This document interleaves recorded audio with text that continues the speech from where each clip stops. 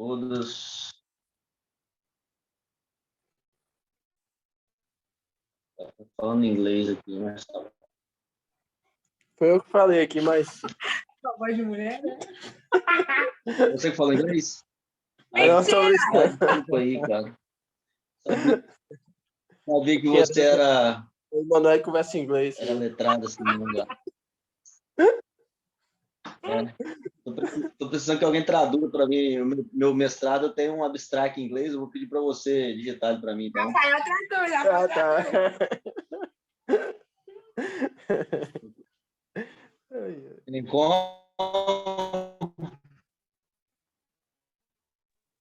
Travou um pouquinho.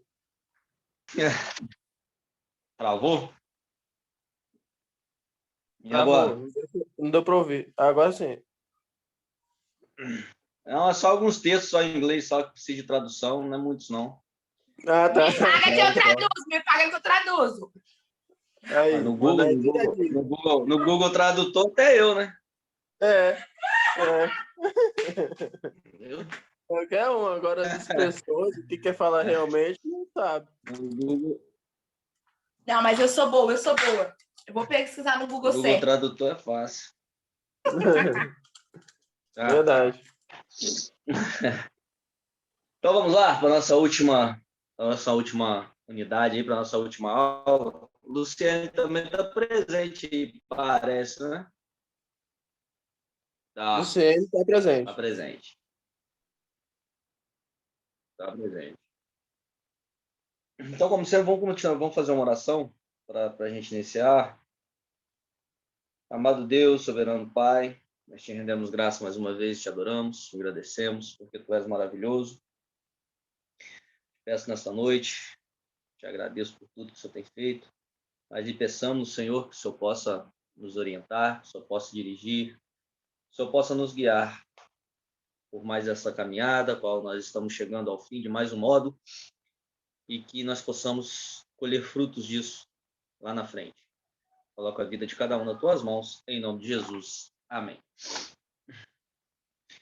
Então, se qualquer eventualidade alguém quiser falar, alguém quiser questionar, se estiver travando, se estiver ruim o som, só falar, tá? E se alguém quiser fazer alguma pergunta, fizer alguma colocação, só abrir o áudio e falar também, que peço perdão se alguns ouvirem algum barulho, algum sonoro de Davi pulando, Maria Clara gritando, Patrícia jogando panela pro alto, dentro da normalidade, tá?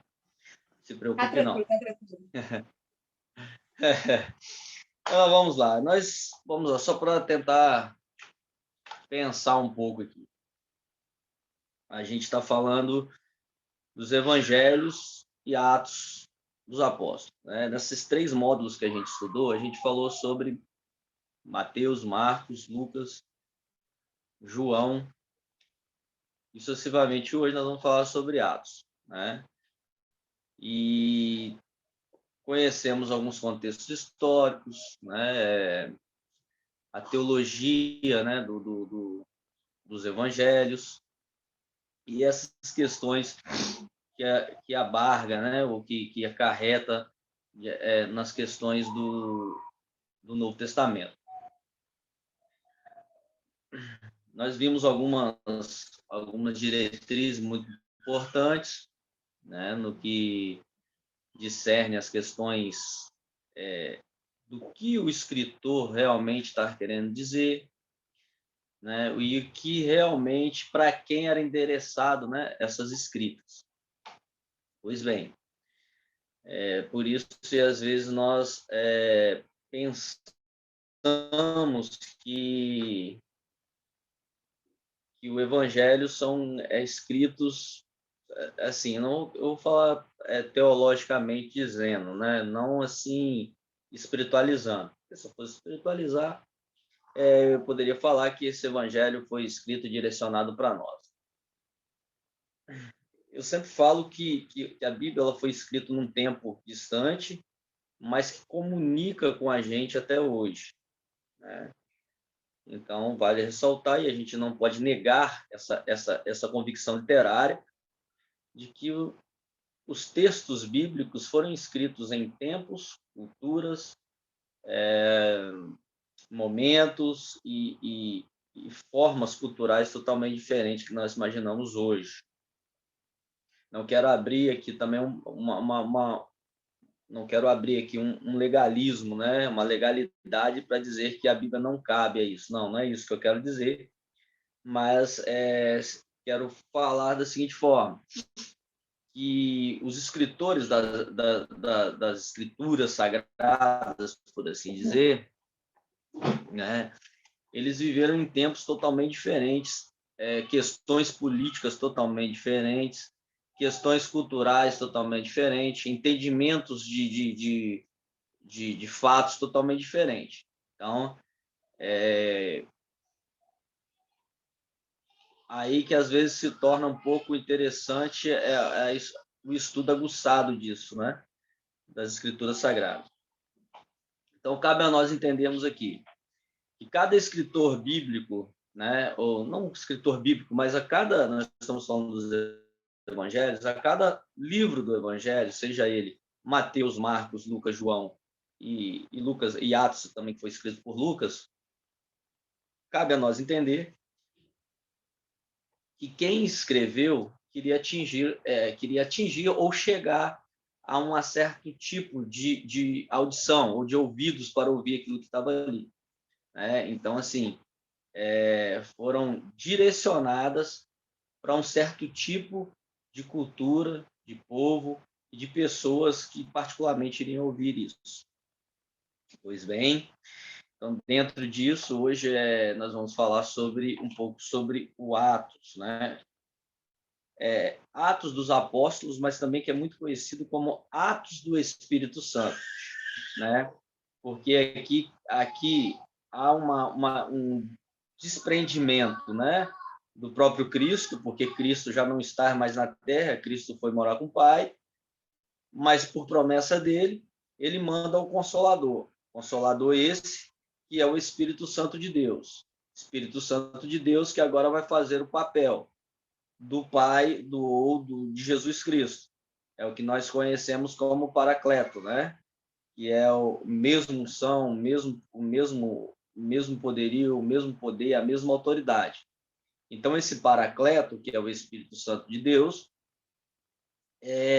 agora é o que vai agir e é o que vai reger até a consumação dos séculos, ou seja, até a volta de Jesus para buscar a sua igreja, a quando o Espírito Santo supostamente vai ser retirado, direciona. O Espírito é quem guia, o Espírito é quem move, o Espírito é quem dá as diretrizes da igreja agora.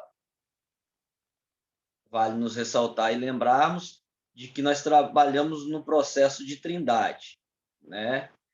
O que Spinoza vai chamar da metamorfose de Deus, desculpa, a metamorfose de Deus, que são 3 faces, mas que são a mesma substância, né? Então nós temos Deus Pai, Deus Filho e Deus Espírito Santo. E isso caracteriza com a mesma autoridade. Então agora aqui em Atos dos Apóstolos é um papel um pouco diferente, porque ele inicia nos capítulos primeiros dele, mostrando algumas diretrizes de Cristo, mas automaticamente ele vai ser o ponto de partida para abrir uma passagem para que o Espírito Santo possa operar. Então, hoje nós vamos falar sobre Atos, ou pode chamar de Atos dos Apóstolos ou Atos do Espírito Santo, porque nós não vamos ver nenhum outro livro que vai retratar tanto claramente sobre as questões do Espírito, né? E vale ressaltar que Atos 2 é primordial e teologicamente nós temos vários estudos sobre, né? E principalmente quem são os petecas, né? Os petequinhas, os canelas de fogo, como é que é? Mais o que? Os sandalinha de Jeová, mais o que? Os varão de guerra, As se tem irmãs mais do alguma quê? nomenclatura. as irmãs do coque, mas o que? Tem várias nomenclaturas aí, porque em Atos capítulo 2 desencadeia, né, uma visão teológica do movimento pentecostal. Né? Então, assim, o embasamento do movimento pentecostal é Atos capítulo 2, quando o Espírito Santo vai sobre a igreja ali no caso, e todos são cheios, né, do Espírito Santo de Deus.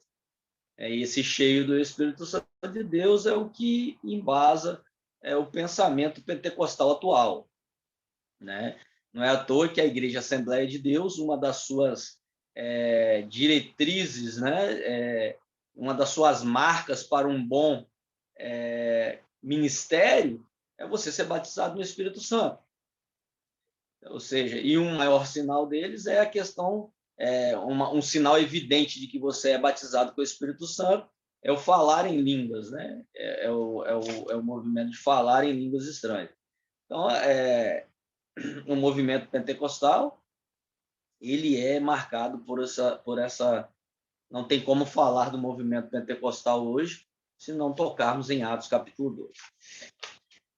Então, aí no slide aí da introdução, ele vai falar um pouquinho sobre isso. Aqui eu só quero passar né, que ele vai dizer que após a ascensão de Cristo, a missão do Consolador é orientador dos discípulos na Terra. Passa a ser o Espírito Santo de Deus. Né? O Espírito Santo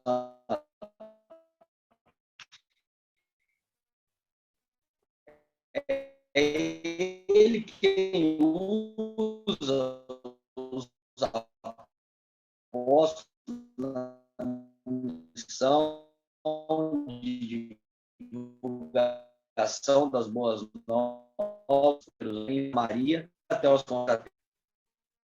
registros de magistral, como Deus, cada um deles. Então, assim, mais, né? Agora, a partir de Atos aqui, são os atos do próprio Espírito. Então, é o Espírito que guia, é o Espírito que enche, é o Espírito que muda, é o Espírito que transforma, é o Espírito que toca, e assim sucessivamente.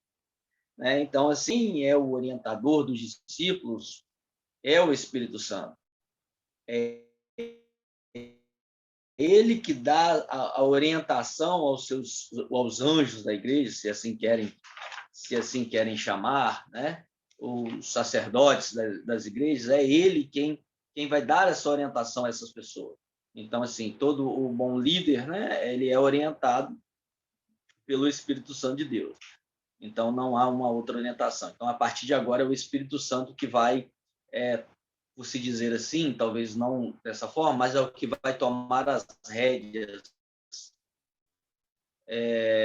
da Igreja de Cristo. Né? Então, teológicos, né? Dessas questões do Espírito Santo e Igreja. Né? O Espírito Santo que talvez haja no movimento pentecostal não é o mesmo que vai agir numa igreja tradicional batista. Mesmo que haja na tradicional batista, talvez não vai ser uma que vai dirigir a católica, não vai ser outra que vai dirigir a luterana, vai ser outra que vai dirigir a presbiteriana. Então, há pensamentos, diretrizes e teologias diferentes acerca do Espírito Santo. Né? Se um batista tradicional entrar no culto pentecostal, corre o risco dele sair meio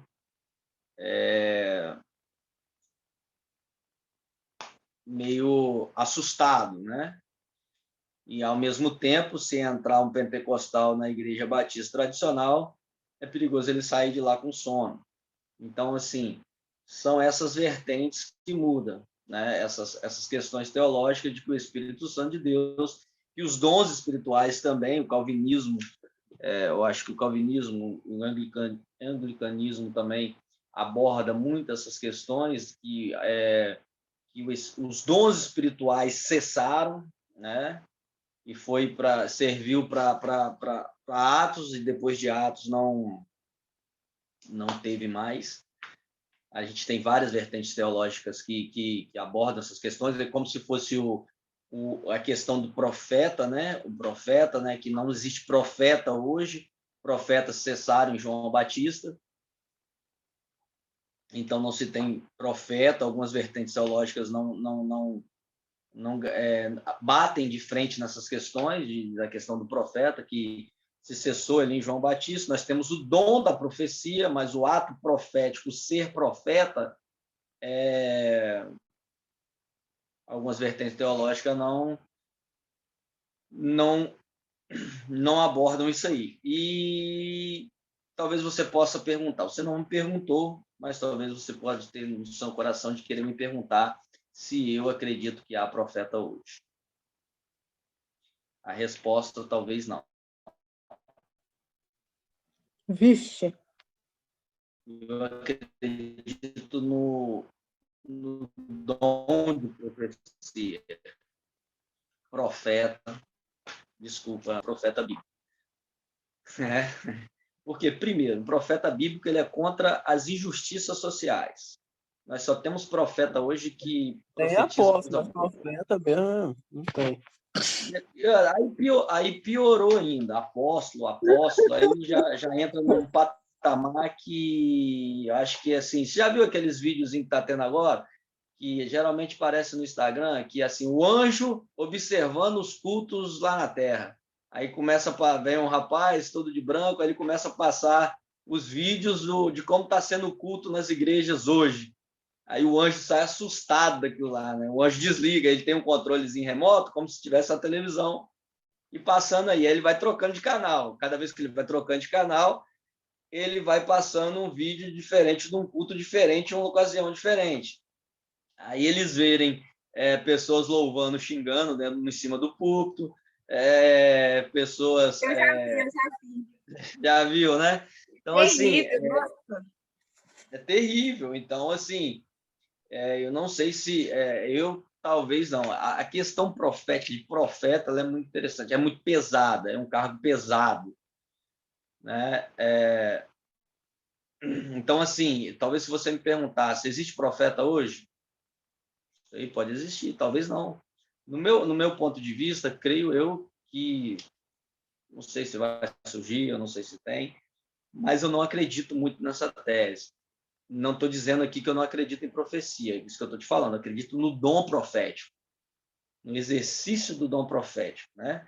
Claro que se talvez tivesse um pastor conservador aqui, ele queria me pegar pelo pescoço, que ele ia citar versículo não sei da onde, versículo não sei de cá, e tal, mas aí, entende? Aí, assim, não ia ser a questão produtiva, mas eu sei que ele ia querer me enforcar falando nisso, né? Porque principalmente se for na igreja pentecostal, porque pentecostal é profeta para todo lado. Chega aí, profeta.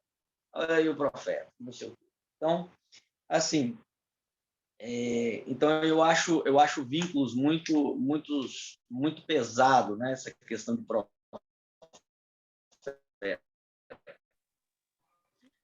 Leandro, também Se concordo. nós formos vermos os profetas, pode falar.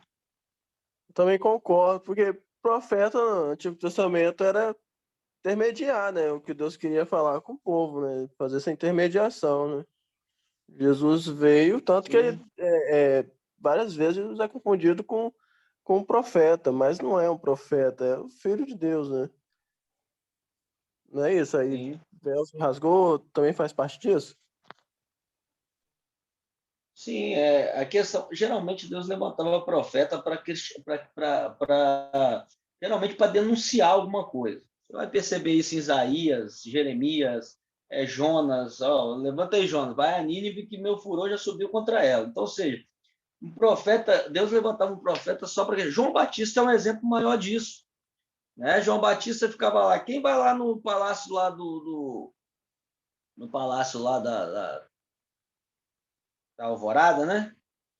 Lá gritava para Bolsonaro lá, Bolsonaro, você está fazendo isso de errado. Quem vai? Qual profeta que vai?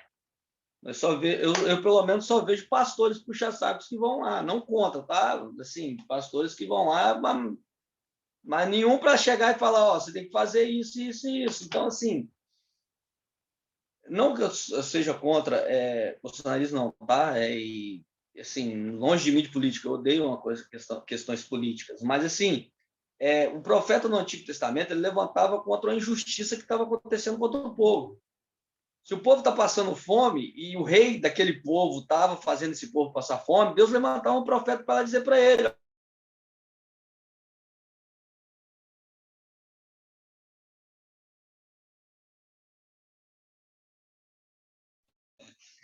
Tá vendo? Então, assim, levantava alguém para dizer para ele, ó, você vai morrer. Se você não mudar isso aí, você vai morrer. E morria. Então, assim, o profeta, igual nós temos a questão de Eliseu, né? De Elias, não vai chover segundo as minhas palavras, não é palavra de Deus, segundo as palavras dele não choveu. Ou seja, era alguém que tinha intimidade, que tinha vida, que se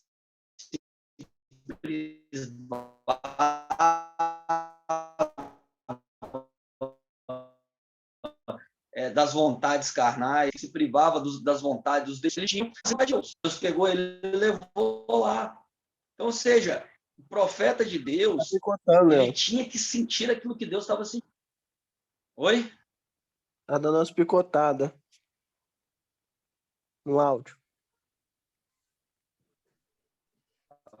A minha internet aqui Mas vamos lá. Então, a questão do profeta aí, cada um, assim, não quero aqui desmistificar questões proféticas de ninguém, mas é uma visão, uma visão,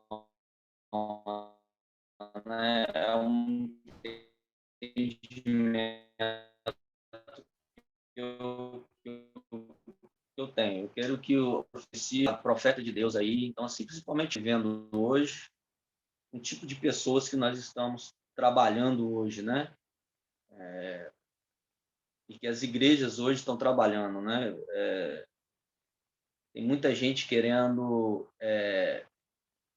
usufruir daquilo que Deus proporciona. Então, isso é chato, né? Isso é triste. Quando eu ligo a minha televisão e às vezes está passando um certo tipo de denominação, pedindo triênio, né? Dízimo 3 vezes, do Pai, do Filho e do Espírito Santo, né? Cada dia que eu ligo a televisão e coloco num canal desse aí, é mais um apóstolo que surge, é mais um profeta de Deus que surge. E os profetas de Deus só andam de helicóptero e Ferrari hoje em dia, né? Ninguém anda a pé mais. É terno Armani, é gravata não sei de quê, mas ninguém anda mais de pelo. Então, assim, eu vou sempre com o pezinho atrás. Aí vem aí um homem de Deus, né? Então, assim, nós somos homens e pessoas de Deus, sim, mas acabou, é isso aí. Nós somos pessoas, seguidores de Cristo, nós somos discípulos de Jesus Cristo. Para mim, cessa por aí. Um grande homem de Deus. Esse monte de bajulação assim, não cabe na retórica bíblica, não. Mas vamos lá, voltando para o livro de Atos. Né? Nós estamos aí, livro de Atos, aí, próxima lauda aí, livro de Atos, onde vai falar da autoria. A autoria é Lucas, né? É dedicado a Teófilo.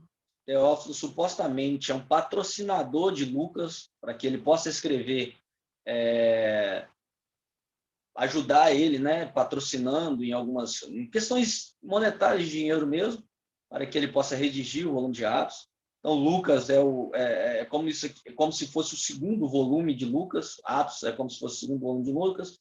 É por isso que eu um dia que você tiver a oportunidade, falar, eu vou ler o Evangelho. Primeiro você lê Lucas e Atos, para você entender a sistemática, né, a cronologia. Então,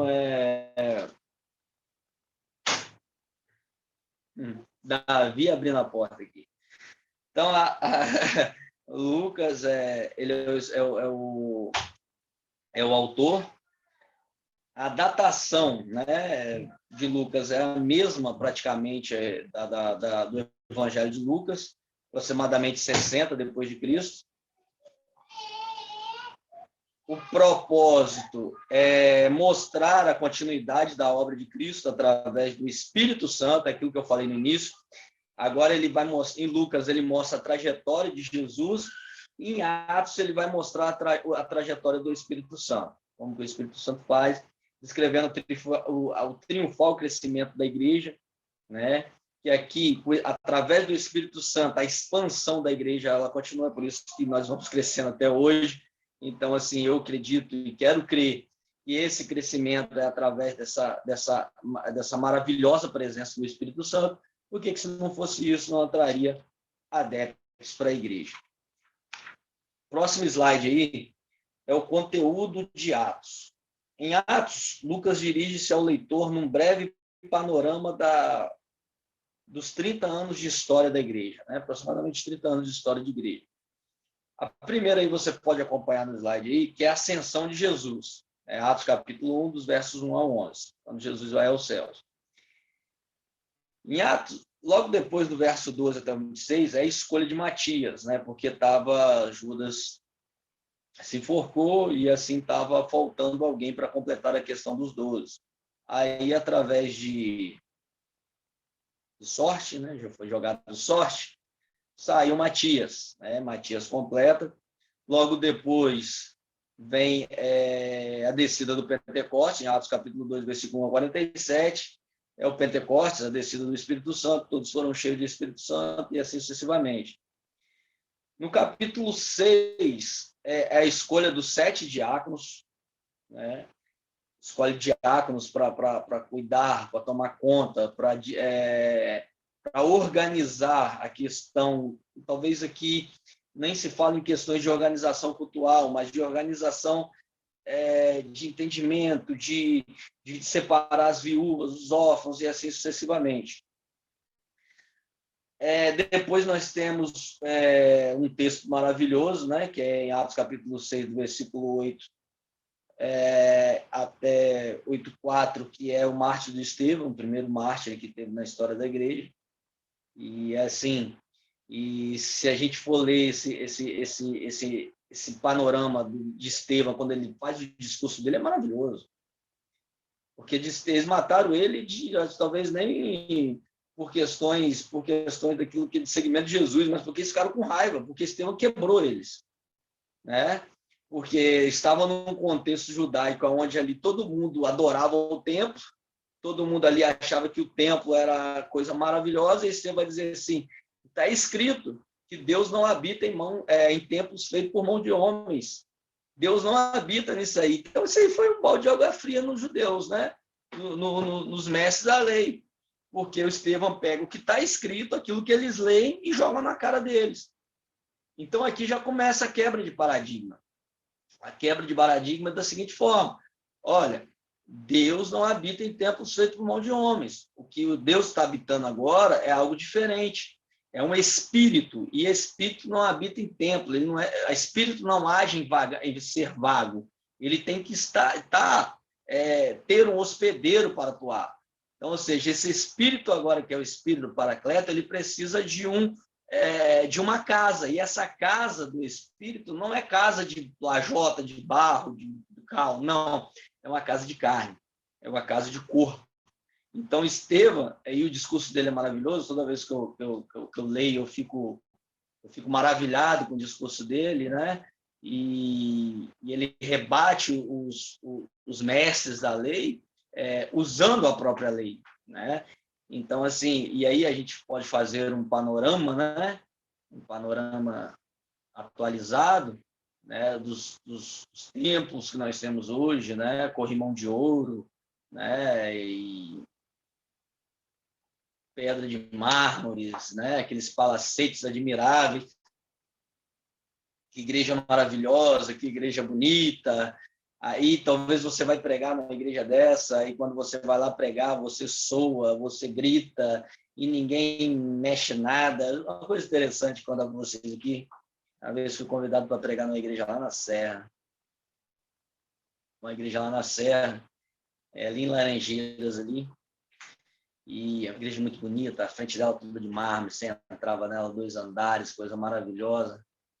E ali o pessoal cantava louvor, uma cantora foi convidada e cantava, e eu percebi que tinha umas senhorinhas ali que com o olho fechado, tem para mim que elas estavam dormindo, e aquele negócio morto mesmo, e louva para lá, louva para cá, e eu acho que o pastor ficou injuriado, falou assim: não, irmãos, vamos colher as ofertas que Deus quer falar na palavra, que não sei o quê. E eu começo a pregar. Aí eu parei um pouco a pregação e o Espírito Santo tocou no meu coração e falou assim: pode me fazer uma oração. E eu fiz uma oração pedindo para que o Espírito Santo de Deus pudesse habitar de novo nas pessoas. Porque as pessoas acham que o Espírito Santo habita no templo. Ainda tem esse pensamento vazio e vago. que acham que o Espírito Santo ele vai operar, né? E porque tá bonito. Às vezes eu fico assim imaginando, né, que eu não nasci no berço evangélico, eu não sou nem tão velho assim, vou fazer 19 anos no ano que vem, e eu fico vendo as pessoas mais velhas contando, né, que antigamente eu conheci um pastor, ele vai fazer 80 anos e de ministério já tem uma caminhada. E ele me contava as histórias, que dizia ele que quando ia para o interior da Bahia, entrava num lugar mato puro, nem luz tinha, era só vela. E dizia ele que aquilo dali o Espírito Santo operava naquele lugar ali. Né? Às vezes não tinha nem lugar para ficar, eles faziam o mesmo culto no pasto. Ele até brincava, meu filho, teve um dia que nós tomamos um galope de um boi no pasto lá, que soltaram o boi, a gente estava fazendo um culto lá maravilhoso no pasto. E Deus operava, e às vezes nós não vimos, nós não vemos, não presenciamos e não sentimos ele da maneira totalitária. Porque às vezes nós depositamos, e a nossa forma de ir, né, para o culto é uma forma meio aleatória, porque às vezes nós vamos no culto porque um pregador fulano de tal vai. A gente vai no culto porque um cantor fulano de tal vai cantar lá, uma cantora fulano de tal vai cantar lá, e a gente vai, e ela canta, eu sinto o Espírito Santo. Sim. Mas até quando nós vamos precisar de que pessoas nos estimulam a sentir o Espírito Santo de Deus? E essa é uma pergunta que eu faço há muito tempo, tá? E assim, eu sou uma pessoa muito... para quem me conhece há mais tempo, sabe que eu sou muito crítico. E também eu sou muito questionador em algumas coisas, e essa é uma das coisas. Até quando as pessoas vão precisar de estímulos para adorar a Deus? Né? Até quando isso vai ficar? Eu só pulo se não sei quem cantar, ou se alguém pregar, e eu falo em línguas, não sei o quê. É claro também que tem pregações e tem pessoas que louvam que só misericórdia. Não ensaiam, não lê o texto para pregar, entende? E pregam que vem na mente, né? Um dia desse estava ouvindo o Hernán Dias Lopes falando, né, que dizia que foi pregar num púlpito, e ele sentou lá atrás do púlpito, ele olhou, lá no fundinho do púlpito estava escrito assim: se Deus não falou com você, por favor, não passe para nós.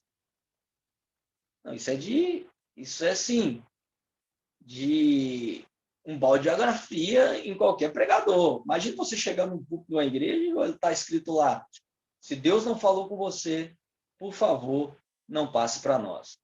Então, ou seja, é uma quebra de paradigma muito interessante. Então,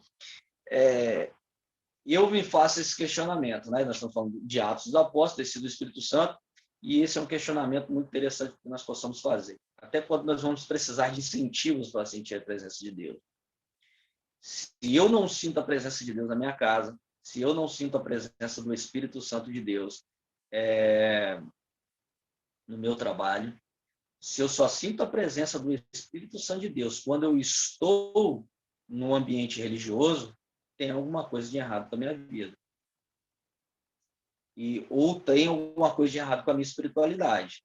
Porque sentir o Espírito Santo de Deus, eu não preciso estar num ambiente religioso para sentir. É obrigação minha, como cristão, sentir a presença de Deus. Muitas pessoas criticam os discípulos a caminho de Emaús, né? Mas quando você vê no final do texto, ele fala assim: é por isso que os nossos corações ardiam quando ele falava.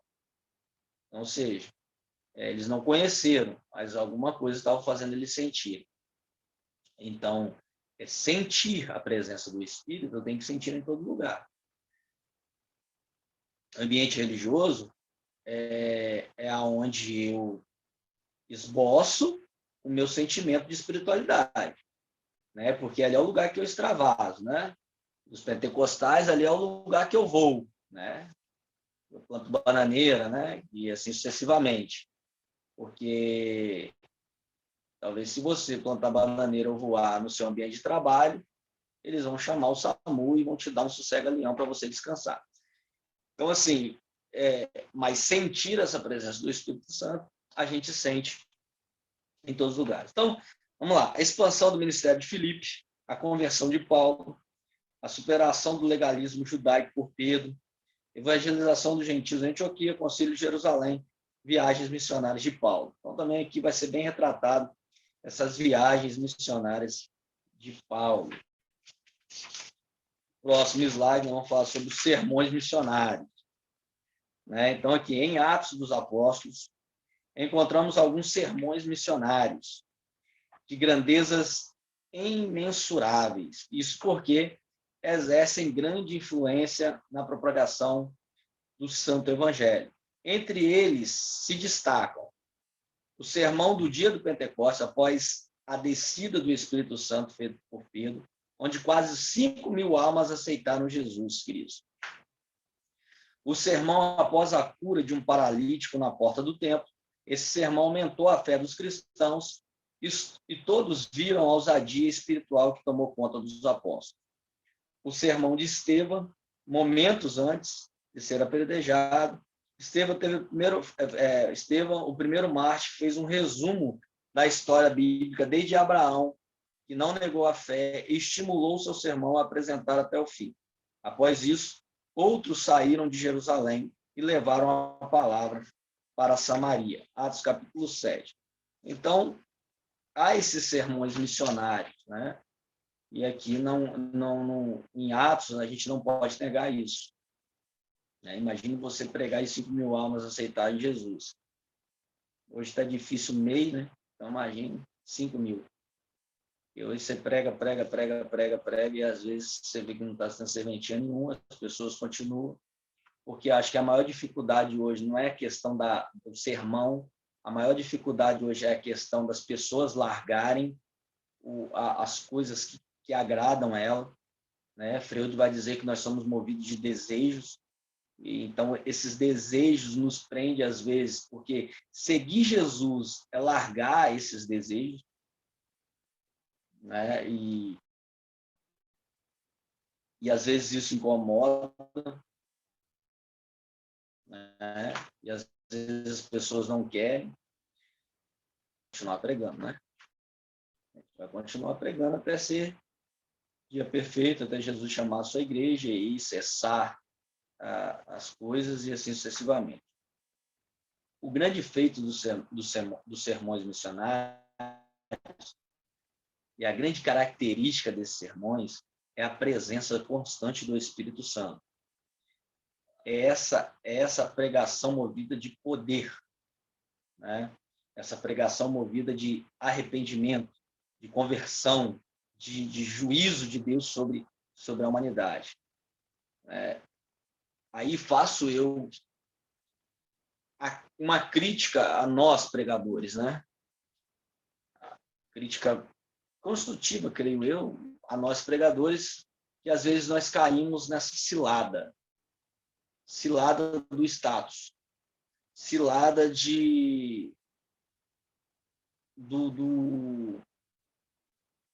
das questões que chamam a atenção do povo. Por quê? Se tratando do movimento pentecostal, né? Vamos falar do movimento pentecostal. Se um pregador pregar 30 minutos, mas se no final ele não revelar 5 pessoas, ele não pregou. Você está generalizando, porque é assim. E às vezes os pregadores eles caem nessa mazela, né, que talvez Deus não está falando e ele está dizendo, está falando porque tem que dar aquilo ali, porque aquilo ali traz status, né? Fulano de tal está vindo pregar aí, homem é usado por Deus, hein? Profeta, homem de Deus. Aí aquele dia não tem nenhuma revelação, Deus não te dá nada. Aí talvez você ache que Deus não te deu nada, mas Deus te deu. Por quê? Porque ele te deu a palavra. Esse é o mais importante. Isso é um pensamento cultural, de entendimento e, às vezes, de ensinamento lá atrás, né, que hoje tem esse discurso e, assim, nós, a Manuela e o Rafael, que teve na reunião nossa da convenção, acho que foi segunda-feira, o pastor João Manuel falando, e assim, aquilo ali é uma verdade que nenhum pastor gosta de ouvir, e que é verdade, que na tese é realidade. Você vai em qualquer igreja pentecostal hoje, você ouve o culto praticamente a 1h40, vai ouvir 1h20 de louvores, oportunidades, 20 minutos, 25 minutos, no máximo, de palavra. E uns falam ainda, agora é a parte mais importante do culto. Ok, a parte mais importante do culto. Mas é a menor parte do culto.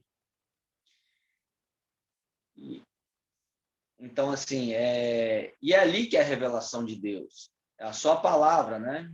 Os cultos antigos, né? Antigamente eram, nos primeiros séculos, se faziam oração, palavra, e no final se louvava um salmo. Acho que, se não me falha a memória, o culto puritano era dessa forma. Oração, palavra, um louvor no final e chega. Não estou querendo argumentar que tem que ser dessa forma. Tem que ser desse jeito. Mas argumentar da seguinte forma, de que alguma coisa nesse contexto está dando errado. Né? Então, assim, nós temos isso para melhorar. Né? Conheço uma pessoa que é pastor batista, né?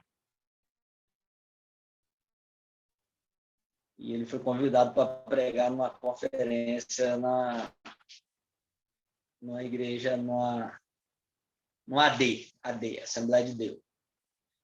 E ele chegou nessa festa e estava dando 8h30, nada de passar a palavra para ele, 9h, nada de passar para ele, 9h30, nada de passar para ele, 9h40 passaram para ele. E o pastor virou para ele e falou assim, 9h40 agora, tem como você me passar 9h55? Ele disse para mim assim, eu não quis ser antiético, mas a minha vontade era pegar aquele microfone, bater na cabeça daquele pastor e ir embora para casa. Foi isso mais ou menos que ele falou comigo, né? Então, assim, é essa questão, né? Então, dá para melhorar? Não sei, eu não quero, assim, não cabe a mim, não cabe a ninguém nós julgar essas questões. Eu sei que são questões culturais, isso vem lá de trás, né? Esse formato. Então, assim, não tenho o que falar. Você está criticando? Não, simplesmente são questão cultural. Você vai poder, qualquer igreja pentecostal vai ser esse formato. Né? Não vai, igreja pentecostais mais tradicionais ainda, vai ser esse formato, essa diretriz. Não tem muito o que argumentar. O próximo slide aí vai falar defendendo o cristianismo. Né? Lucas também utiliza seu livro para defender o cristianismo. Por diversas vezes, ele dá destaque à fala de autoridades do governo. No caso em que Paulo foi julgado e não condenado por Herodes Agripa II, Berenice Festus de governador. Em seu evangelho, Lucas cita que Pilatos, Herodes, Antipas havia declarado a inocência de Jesus e que foi a pressão popular que o condenou. Outrora, esclarece que as perturbações causadas pelo cristianismo foram fruto e haviam da intolerância religiosa das multidões e de acusações falsas inventadas pelos judeus. De modo geral, fica claro os cuidados de Lucas na defesa do desenvolvimento da obra de Deus. E isso de forma inteligente, sem entrar em disputa com lideranças políticas. Olha que coisa interessante. Isso aqui para mim, o final aqui, valeu um 10, esse final aqui. Quando ele fala que Lucas defendeu o cristianismo, mas em hipótese nenhuma ele entrou em disputa política com ninguém.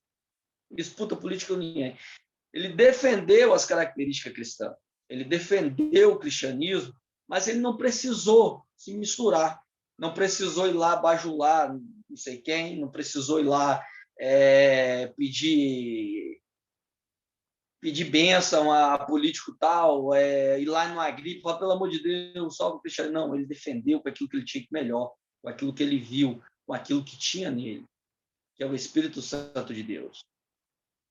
Então, hoje, aí aqui eu faço uma crítica pesada a isso. Hoje, grande parte de nós esquecemos de que quem trabalha e rege essas questões é o Espírito Santo de Deus. Né? E hoje hoje nós temos bancada evangélica, é a coisa mais ridícula do mundo. Desculpa que eu vou falar aqui, porque nós vamos pegar essa bancada evangélica para os próprios interesses deles. O que eles fizeram?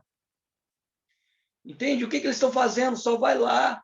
Nós tivemos agora o ministro da Educação, pastor da Igreja Luterana, protestante, está envolvido com cassação, foi cassado, está envolvido com desvio de verba pública. E aí o abençoado não tem coragem, o que ele faz? Ele vai lá e renuncia. Por quê? Porque não tem coragem de mostrar a cara para o povo. Agora eu faço uma pergunta, que cara que esse cidadão chega lá na denominação dele para subir no culto? Porque se não tivesse devido nada, permanecesse até o final onde ele estava. Então, assim, às vezes nós falamos assim, nós temos que pôr cristão lá.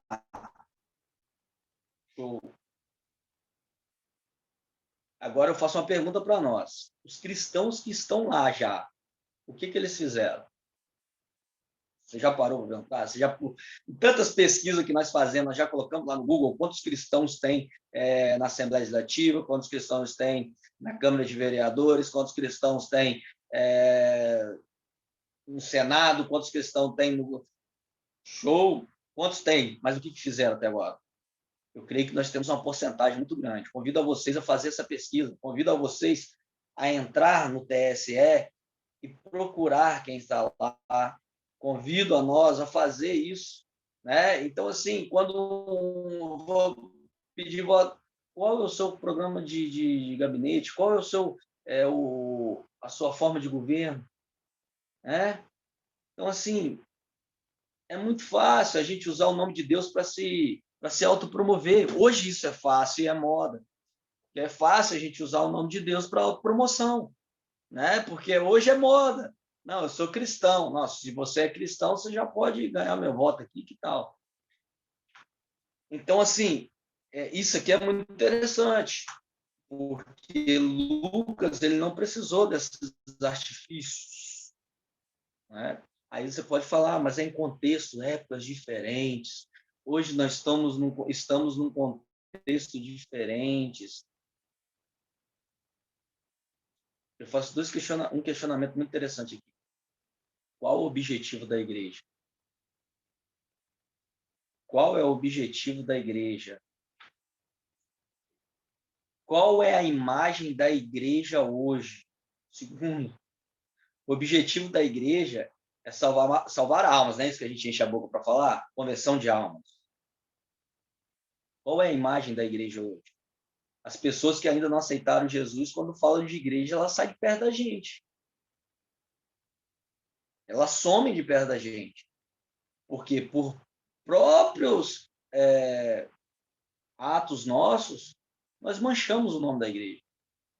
Com pessoas que se acham representantes de Cristo na Terra. Mas, assim, eu não gosto dessas questões, vamos pular, vamos adiantar para nós adiantarmos. Mas é algo para nós pensarmos, tá? E refletimos um pouco. O próximo slide vai falar sobre as 3 seções de Atos, né? Podemos dividir o livro de Atos em 3 grandes seções. Primeiro, o Evangelho em Jerusalém.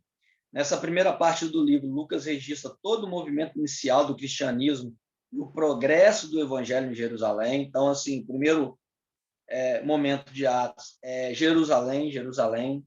Nós temos que tomar Jerusalém. O segundo é o Samaria, né, que é o capítulo 8.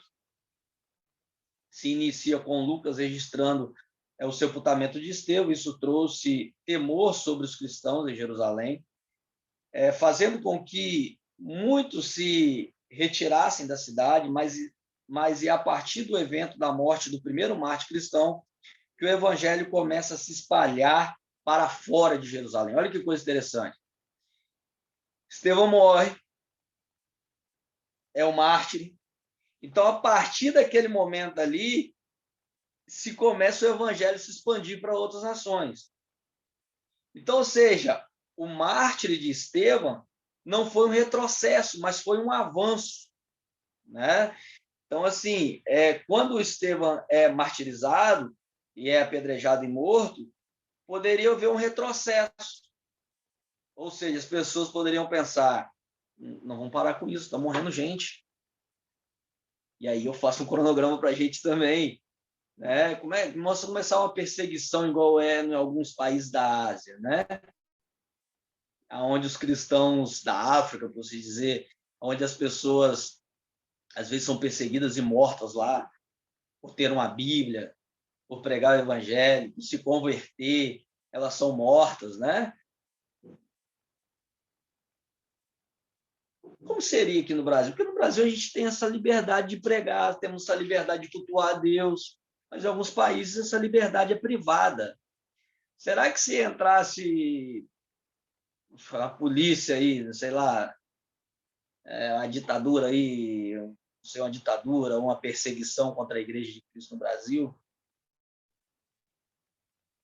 e começasse a prender, né, os crentes? Ah, você está cultuando aí, você tem Bíblia, então você está preso. Será que a gente parava ou será que a gente prosseguia? Talvez é muito duro isso, né? Talvez é difícil de interpretar essas questões. Mas o que eu estou dizendo aqui é que o mártir de um discípulo de Cristo desencadeou, através do Espírito Santo, uma missão tão grande, uma evangelização tão grande, que chega até nós hoje. Então, ou seja, a perseguição não é um retrocesso, a perseguição é um mecanismo ou um combustível para que o evangelho possa ser pregado ainda mais. Então, assim, perseguição, se a gente fosse fazer aqui uma aplicação da interpretação textual, ou seja, o cristão, a perseguição não é o fim. Para o cristão, a perseguição é um combustível para continuar pregando o evangelho. Eita, glória, ó. Até uma pregação isso aí. Então, assim, as dificuldades, as lutas que o cristão vem passando, não é para ele desistir, mas é para ele prosseguir, porque para Estevão, a morte, o mártir dele, não foi o fim para ele, porque o que ele viu? Os céus abertos e o Senhor sentado lá. Eu fico imaginando Estevão estendendo a mão lá para Deus pegar e levar ele logo, entendeu? Então, assim, a morte para o cristão não é o fim, mas é o começo de uma nova história na presença não na presença, mas literalmente próximo de Cristo. Então, ou seja, e às vezes os crentes têm medo de morrer, né? O crente tem medo de morrer. Então, assim, é muito interessante isso, né? Às vezes, quando a gente faz essa interpretação, e às vezes nós não deparamos com essas coisas. Aí, nessa questão, o evangelho começa a ser pregado nos confins da terra, né? O momento decisivo para o cristianismo é alcançar-se os confins da terra. Acontece quando o Senhor direciona Paulo à Europa através de uma visão em Atos capítulo 16, 9. Há alguns que defendem o chamamento de Paulo a uma renúncia dos discípulos que permaneceram em Jerusalém. Algumas literaturas que explicam sobre isso. Então, eu quero chamar Paulo, o chamamento de Paulo é uma resposta de Deus a discípulos que ficaram estacionados, né? Então, assim, ficaram em Jerusalém. Então, cheio de poder em Jerusalém. Né? Cheio de poder em Jerusalém.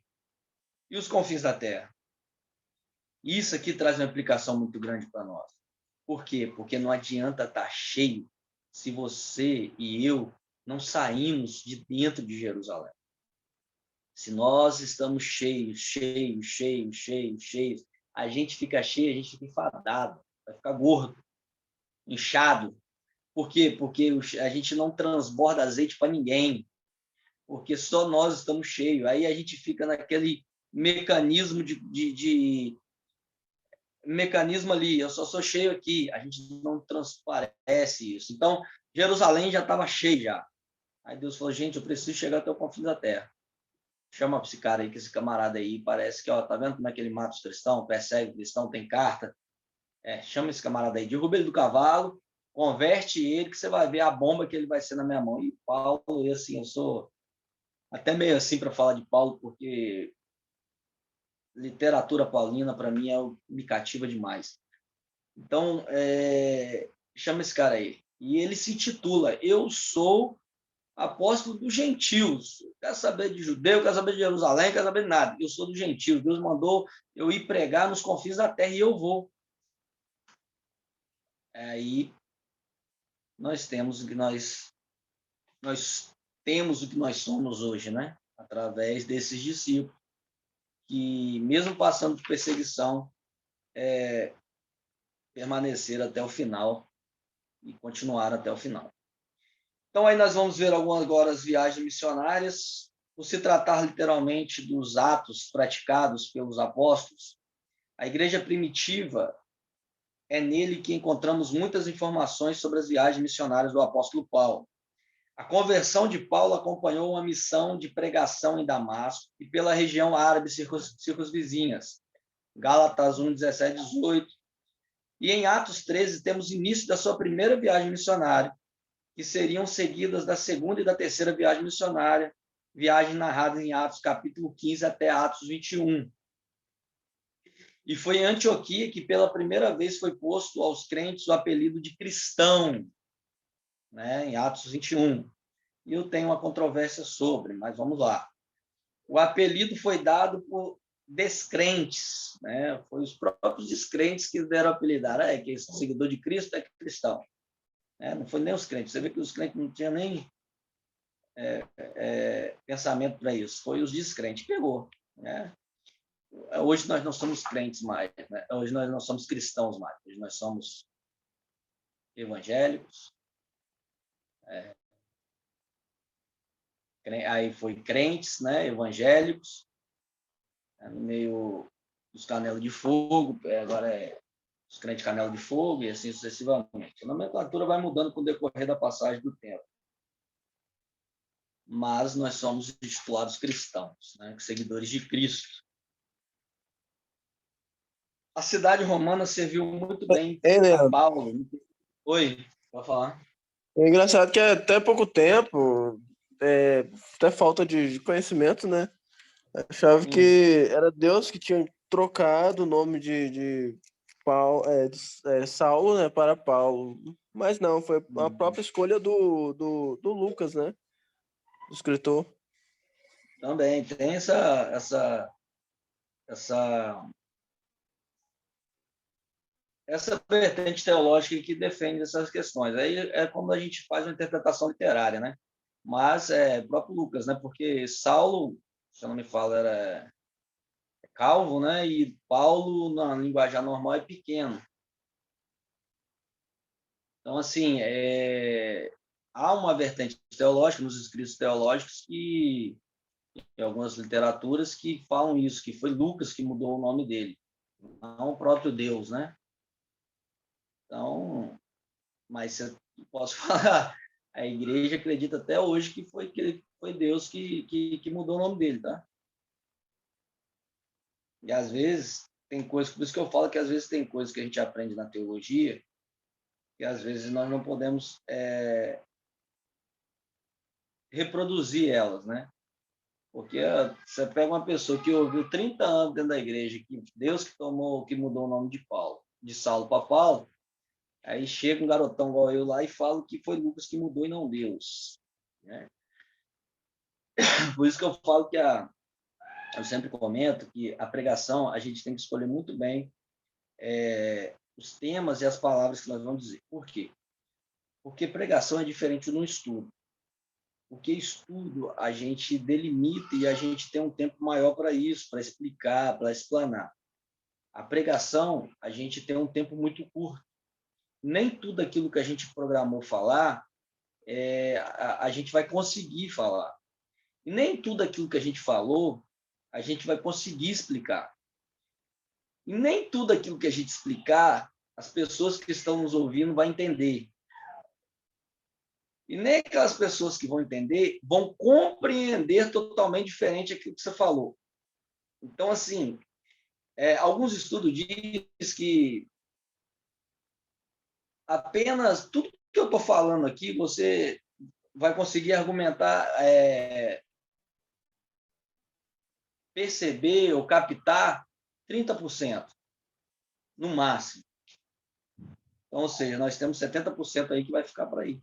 E na pregação não é diferente, né? Principalmente no discurso pentecostal, porque a pregação pentecostal, nós temos aí presente a nova canela de fogo Emanuele, que tem que ter a parte, né, do movimento. Então, assim, nem sempre você vai conseguir terminar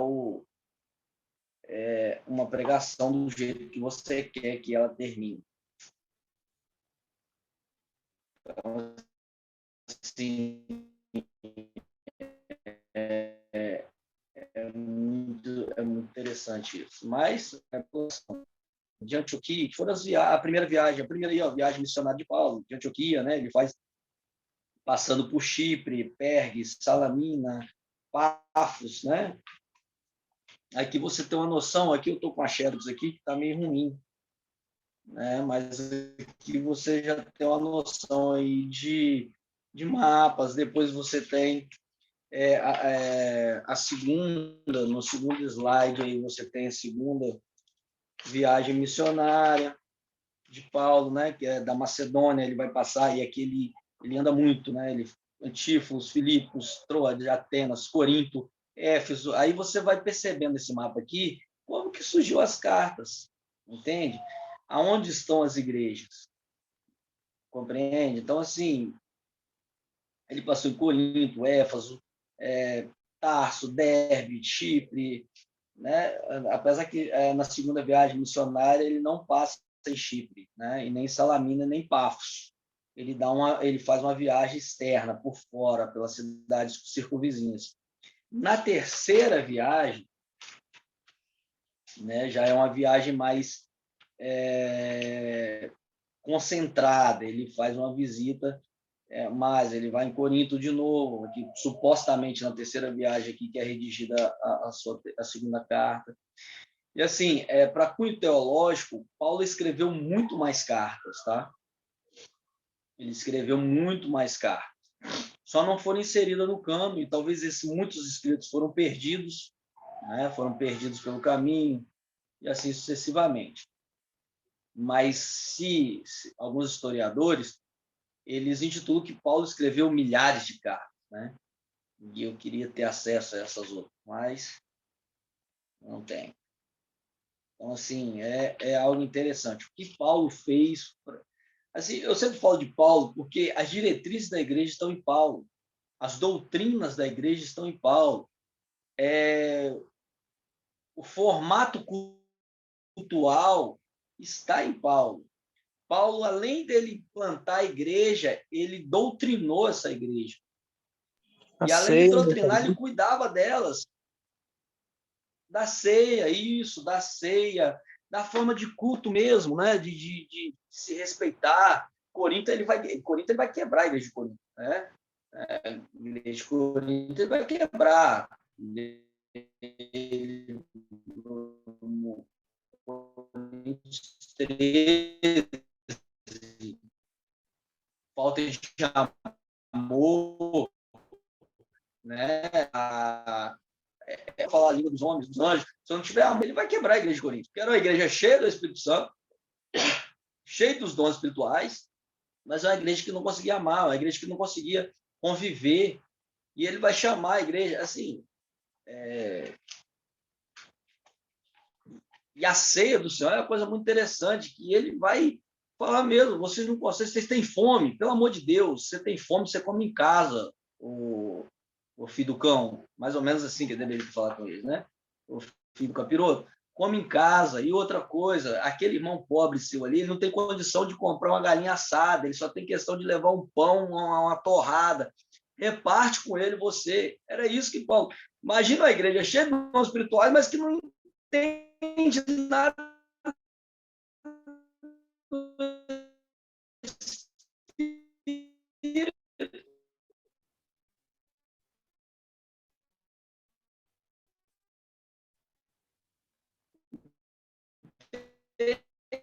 Assim, é algo assim de cabeça. Você acha que a gente não vive essas questões? Né? Alguém que não tem o que comer, né? Então, assim, e às vezes a gente fica pensando, às vezes a gente fala assim, para levar domingo no culto 1 quilo de alimento perecível. Aí o cara vai lá e fala, chega, trouxe 1 quilo de alimento, traz aí, ninguém traz. Aí as pessoas falam, esqueci. Esqueceu, sabe por quê? Porque não é a gente que está passando fome, cara. Porque quem está passando fome, ele não, a ajuda dele não é para amanhã, não é para domingo, não é para sábado. Quem está passando fome é para já. Então, ou seja, essas questões é que talvez a igreja... uma vez eu fui convidado para pregar acho que foi no interior do estado, e o tema era voltar aos primórdios, né? Que seria uma ênfase voltar o que os Atos dos Apóstolos faziam, que os apóstolos faziam. E a gente entra num tema desse para quê? Para que as pessoas entram num tema desse, entende? Por seguinte motivo, porque quando a gente lê lá dos Apóstolos, quem tinha 2 propriedades, né? Quem tinha 2 propriedades, ia lá, dava uma para quem não tinha. Ninguém vai fazer isso. Então, às vezes, quando a gente é convidado com umas coisas dessas, dá vontade de perguntar, pega o seu carro, vende ele e dá para quem não tem, cara. Quem vai fazer isso hoje? Não vamos ser hipócritas aqui de dizer isso. Então, assim, o que Paulo fez e o que Paulo ainda, através dos seus escritos, está fazendo, né? E faz na igreja, é absurdo, né? É porque às vezes a gente lê, isso que às vezes assim, eu tento falar para as pessoas, a gente não tem que ler a Bíblia tão romântico assim, né? Tira o romantismo um pouquinho, né? Que o Espírito vai falar comigo. Não leva literalmente para você ver, né? Pega lá a carta de Romanos, né? E lê a carta de Romanos. E tira esse romantismo, você quer que Deus vai falar comigo. Não, Deus vai falar com você, mas tira esse romantismo e lê a Bíblia mesmo. Lê, estuda ela. Quando Paulo fala em Romanos, quando Paulo fala para a igreja de Coríntios, quando Paulo fala para Gálatas, repreendendo a igreja, né? Que às vezes a gente lê com tão romantismo que a gente vê lá Paulo dizendo em Romanos, foi para a liberdade que Cristo nos libertou. Por que vocês voltam aos redimentos antigos, prestando culto aos homens, prestando culto às outras pessoas? Aí ninguém vê, ninguém percebe. Por quê? Porque eu estou no romantismo literário. Então, assim, é um convite a fazer isso, tá? E, assim, nem todos têm coragem de fazer isso. Nem todos têm. Porque, às vezes, as pessoas leem isso, às vezes perdem a fé. Então, eu não vou nem te pedir para você fazer isso, né? Se a gente não tem, se a sua fé é muito fraca, não faça isso, né? Porque eu fiz fiz isso, às vezes eu faço isso literalmente para me entender o texto, porque para mim não adianta eu interpretar ele sem entender o que a pessoa que escreveu está querendo dizer, né? Então, eu tenho que entender aquilo dali. Para que Paulo escreveu para a igreja de Coríntios? Aí você vai observar lá. Estou sabendo que há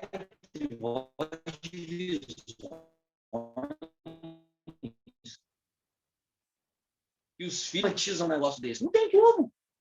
Não tem como. Como que você prega uma bênção num negócio desse? Não tem como. E assim, e essas pregações, esses tipos de interpretações, estão ficando cada vez mais escassas. Deixa eu ver a hora aqui que eu vou falando, né? E assim, eu fui intimado segunda-feira, né? Essa nova geração de crentes que estão surgindo aí, que quando eu me tornar pastor, que eu não posso falar muito. Né? Eu estou falando que eu vou me moderar nisso aí. Então, assim, então, quando eu vejo Paulo escrevendo uma carta para a igreja, e às vezes as pessoas lhe abrem, nossa, que carta linda que Paulo escreveu. Paulo estava quebrando a igreja. Paulo estava dizendo para a igreja assim, os seus desviados, deixa eu dizer para vocês que Cristo não é isso aí que vocês estão fazendo, não. Então, assim, essa espécie, e às vezes muita gente também não gosta de ler as cartas apostólicas por causa dessas questões. Então, às vezes, nós pegamos muitas pessoas lendo o texto lá onde as mulheres têm que ficar caladas no culto, interpretam de maneira equivocada, mas não sabe o contexto que estava acontecendo na história, entende? Aí nós temos uma interpretação que vem... eu não vou entrar nesse demérito, não, porque vale muitas questões culturais, diretrizes e normas, né? Um criacionismo de normas estipuladas por homens que não convém citá-las aqui, que não convém citá-las porque não está no nosso contexto. Nosso contexto aqui é falar um pouco sobre Atos. Dentro de Atos que surgem essas viagens de Paulo. Aí, o último slide aí, eu acho que é as considerações finais, né? Vamos falar um pouquinho sobre essas considerações finais aí. A importância do livro de Atos é imensurável para o cristianismo. Sem ele, não teríamos conhecimento de muitas coisas, como, por exemplo, o derramamento do Espírito Santo, o Pentecostes. Se não fosse Atos dos Apóstolos, como que nós iríamos pular no reteté de Jeová? Né? O sofrimento de Estevão, a vida da igreja primitiva em Jerusalém, a forma como o evangelho chegou aos samaritanos e aos gentios. Assim sendo, o relato de acontecimentos históricos, a fundação e o crescimento da igreja e todos os acontecimentos ímpares para a expansão do evangelho não teriam chegado até nós. Não fosse a iniciativa de escrita de Lucas, que é Atos, né? O que seria do cristianismo? Ainda mais nos tempos atuais, se ao terminar os evangelhos já pulássemos para a carta aos Romanos. Você já imaginou isso? Terminasse ali em João, próximo livro, Romanos. Né? Como é que a gente ia entender? Né? Paulo falando do Espírito Santo, a gente cheia os dons espirituais, mas de onde que vem esses dons espirituais aqui? Como que essas pessoas em línguas, o que é isso? Como que isso aconteceu? Né? Apesar que nós temos referências no período veterotestamentário, né? No período do Antigo Testamento. Mas seria algo de chegar e perguntar como que o evangelho chegou a esse povo. Né? Então, assim, algo muito interessante para nós pensarmos.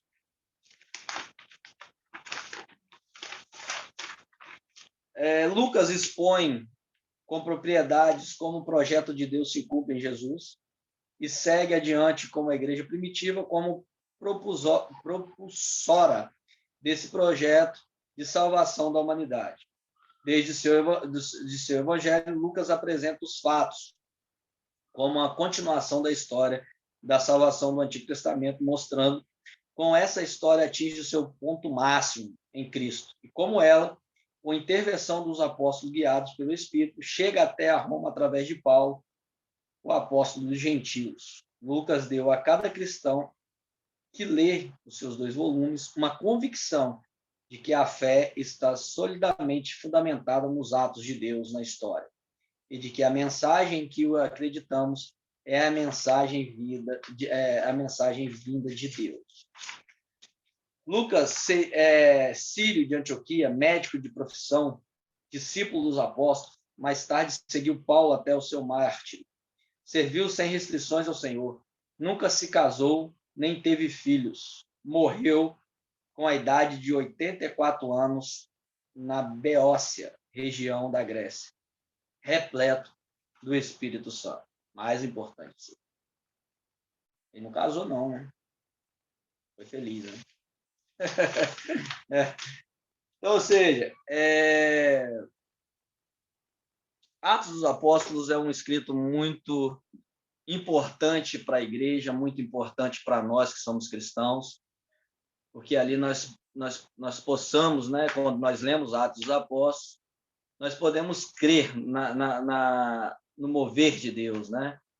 E acreditamos, e assim também é algo muito interessante, porque nos evangelhos são Jesus Cristo operando milagres, né? É Jesus transformando, é Jesus fazendo o coxo andar. Em Atos, não. São os apóstolos, os discípulos, cheios do Espírito Santo, que estão fazendo milagres em nome de Jesus Cristo, em nome de Deus, né? Então, Atos é um livro importantíssimo para nós entendermos as nossas diretrizes de fé, a nossa espiritualidade, o nosso contexto a qual nós vivemos hoje, apesar que no contexto que nós vivemos hoje tivemos várias distorções, né, vários argumentos e distorções daquilo que realmente a igreja, como princípio, foi criada. Então, esse módulo é importantíssimo, né? Os evangelhos e os Atos dos Apóstolos, que é esse livrinho que a gente está lendo, e aqui nós possamos entender como que surge, né, as cartas de Paulo, como surge esse crescimento de igreja, né? Então, hoje a gente entende essas questões, mas se nós não tivéssemos o Atos dos Apóstolos, a gente talvez não entenderia muito bem essa questão do Espírito Santo. Nós teríamos muitas controvérsias teológicas através disso. Ok? Agora eu quero abrir para vocês, se tiver alguma pergunta, algum questionamento. As provas, eu entreguei Rafael para entregar Emanuele. Se eu não me engano, acho que eu já entreguei o presbítero Reginaldo, já entreguei essa prova, e a prova ficou para trás. Eu acho que com o Rafael, acho que tem 2 ou 3 provas do módulo passado que tinha, acho que a Emanuele, que não fez ainda, né? E não pode colar do Rafael, né? Então, A minha eu já escondi.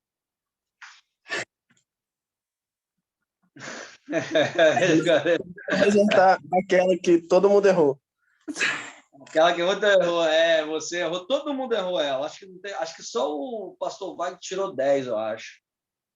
O pastor Isso aí Wagner, foi errado, tá? Porque a gente fez junto com o professor. Pastor Wagner tá aí. Eu fiz Pastor vocês Wagner fez errarem. essa prova. O pastor Wagner não fez com o professor e acertou 10. Você vê. Entendeu? Porque eu induzi vocês a errar, aquela. Eu acho que isso é de Deus? Colar é de Deus? Na verdade, crente não cola, crente consulta. Oh, aleluia. Consulta divino. Agora. Assim, nós vamos... eu ia propor algo aí, mas é muito apertado o nosso tempo. O ideal a gente seria fazer um trabalhinho aí de texto aí para a gente trabalhar um pouquinho sobre isso, sobre a leitura literária do texto, fazer algumas leituras literárias positivas, entendeu? E ler as cartas do apóstolo Paulo para a gente interpretar de maneira diferente do costumeiro. Mas, assim, nós terminamos aí, então, mais esse módulo, é o 8º, né? Parece que a Emanuele colocou o 8º. 8º módulo. Falta quantos, Rafael? Você sabe, cabeça? Eu acho que... Mas, não sei, deixa eu ver. Eu acho que são 12 ou 16 módulos. Eu não sei não, acho que deve ser por aí, 14, 16. Então, já está no 8º. Eu fiz um cronograma aqui numa planilhazinha aqui, tá para terminar em maio, abril ou maio. Se tudo der certinho, termina em maio. Entendeu? Se não tiver uma parada aí no final do ano, não sei como é que vai ficar. Aí tem que ver com o apóstolo Davi e Carlos Dias.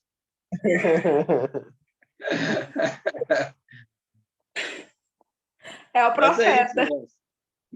Profeta é mais com o Leandro e pastor Wagner. Ó. E agora ele tá de bigode, né?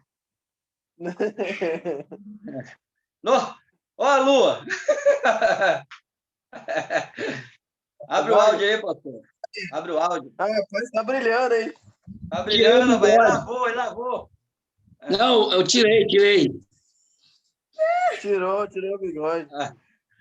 O profeta pastor Wagner. Ó. É isso aí. O cabelo do olho aí. Olha lá. Agora tá certo. Deixa, Mas é né, pastor? Crente não cola, crente pede emprestado. Sim. Geralmente eu uso a unção do Ctrl+C, Ctrl+V.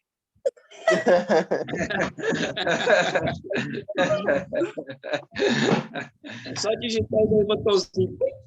Isso, e assim, na academia é a questão tem que citar, né? Tipo, você argumenta e cita alguém que você colocou lá, né? Faz uma citação. Aí não é cola, é citação. É citação. Segundo fulano de Aqui, tal.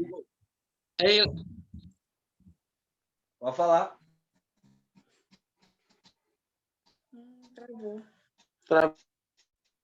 Eu tô sem meu livro, hein? Tá sem o livro? Eu tô sem o livro, Aí, eu peguei. Secretária Emanuele Dias da Silva. Não, o livro novo não chegou ainda não, pastor. Ela mora onde, hein? O livro novo não chegou ainda não. Ela mora na faixa de Gaza. Então tá bom. Viu? Aí, ó, já ia me disciplinar aí, ó. E hoje, já deu um tiro aí Já hoje? não ia nem entrar na congregação da sua. Oi? Já deu uns tiros aí hoje, já? O quê? Você deu tiro lá? Tem que ver com o Manoel aí. Aqui é bom, tá tudo tranquilo. Que fique tranquilo, né? Pelo amor de Deus. Mas minha tá se movimentando aqui. Ó, Mas tá a bom. neguinha da saia vermelha. É café? Café não, Coca-Cola, para geladinha. Não, a neguinha da saia vermelha. Gente. É isso aí. Eu até sede agora. Então tá bom. Tá suando. Vocês têm alguma coisa para perguntar aí? A prova tá aí com o Manoel, tá? Só pegou a prova. Acho que a Luciene, eu vou pedir a minha esposa para entregar ela depois, para combinar com a minha esposa de pegar aqui. E sem consulta, tá? Mas foi muito bom, Leandro, o áudio de hoje. Foi muito bom. Sem consulta o quê, gente? Como assim? Ctrl+C, Ctrl+V. Ó, esse aqui é o momento oportuno aqui, pastor Wagner, de dizer igual aquela assim, ó, quando o marido e a mulher se separar, que seja comum para oração, mas volte logo, para que o diabo não volte. Então, assim, na prova vai ser a mesma coisa, Rafael, entendeu? Separar, fez a prova, volta e ajuda. Ei, Leandro. Leandro. Oi. Quando eu erro, minha esposa erra. Quando a Manoel erra, o Rafael erra. Verdade. É incrível, rapaz. Mas só que eu acho que a última Rafael Miranda. Teve uma penúltima prova aí que Rafael tirou 10 e ela tirou 8,5. 7. Entendeu? Daí não tá muito assim, Olha muito só, harmonioso, não, entendeu? Eu tenho como justificar. Sabe por quê? Porque Rafael, na hora de entregar, ele muda a resposta. você não me fala, não. Ele que é errado. Mó esperto ele. Não teve uma sincronia aí, não. O Rafael tirou 10, ela tirou 8,5. Pô, eu tirei 7. Muito Nossa, falha, que muito falha. absurdo.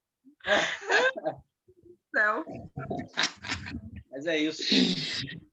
Mas tá Então tá bom. bom, gente.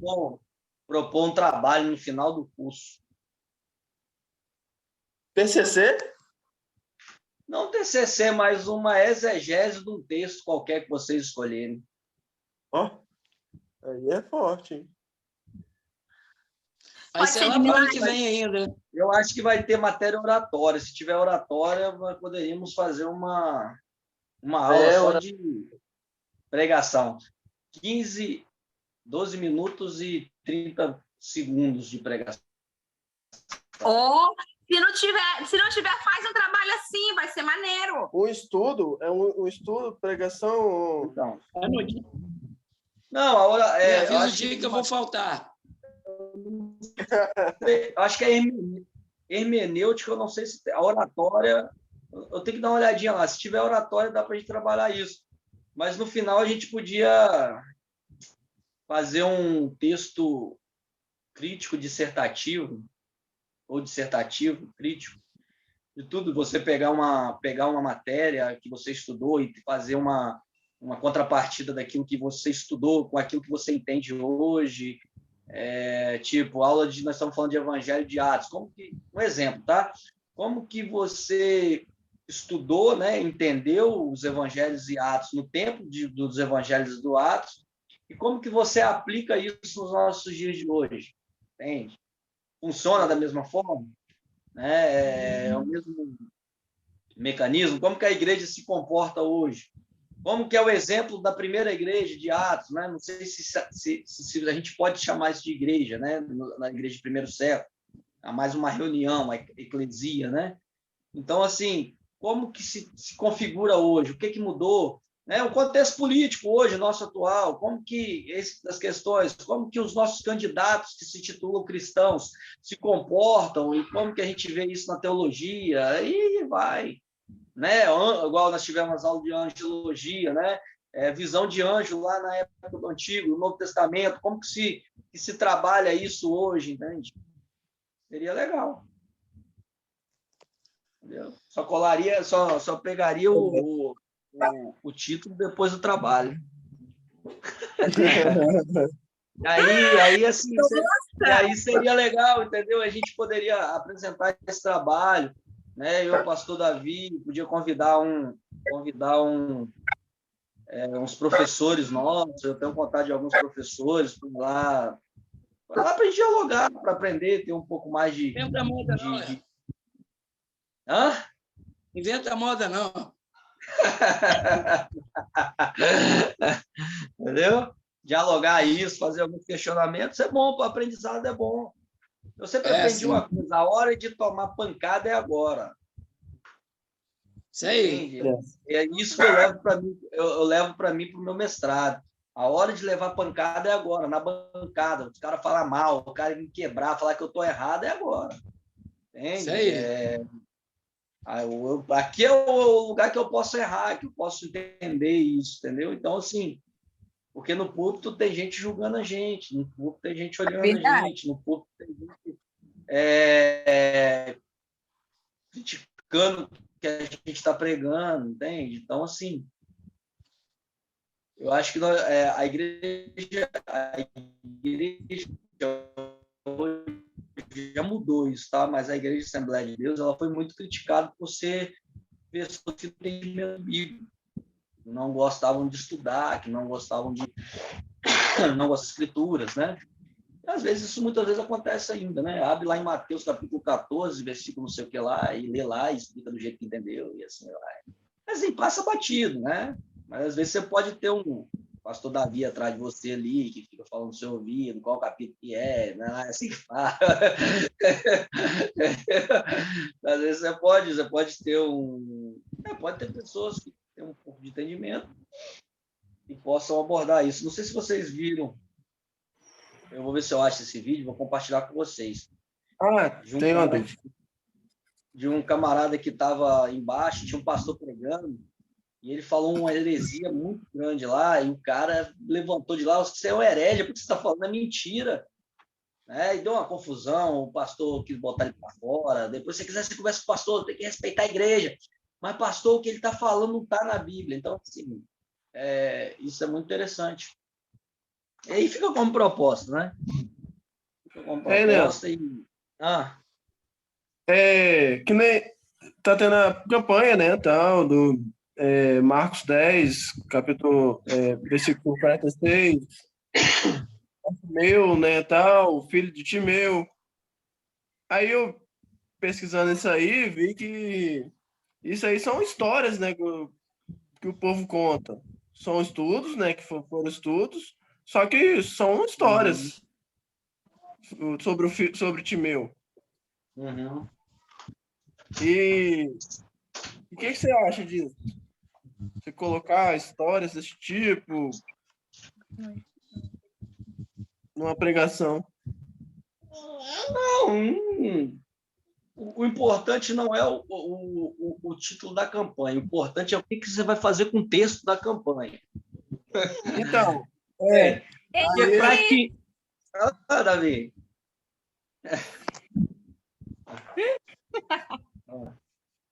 Estão aqui empurrando a porta aqui, quase... Então, assim, vai lá brincar com a irmã, vai. Vai lá, Maria, leva ele lá.